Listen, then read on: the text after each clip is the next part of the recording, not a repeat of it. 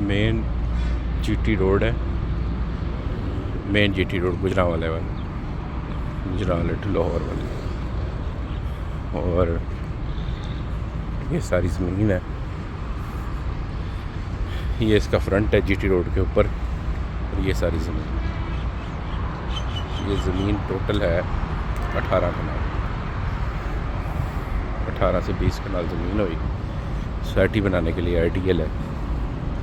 वो सामने GT road है, जीटी रोड पे मैं जा रहा हूँ। ये सामने सारा जीटी रोड है, जीटी रोड पे मैं जा रहा हूँ। ये गुजरांवाले वाला जीटी रोड है जो गुजरांवाला टू लाहौर है। ये आपने गुजरांवाला से लाहौर वाली साइड पे आना तब ये जगह आई। ये जगह, ये सामने जीटी रोड,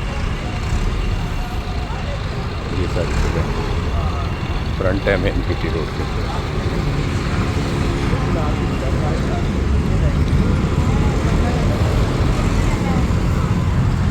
ये मेन जीटी रोड के ऊपर मैं जा रहा हूँ।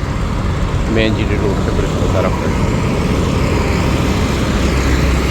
ये कट भी है इसके सामने। ये लाहौर और ये गुजरांवाला।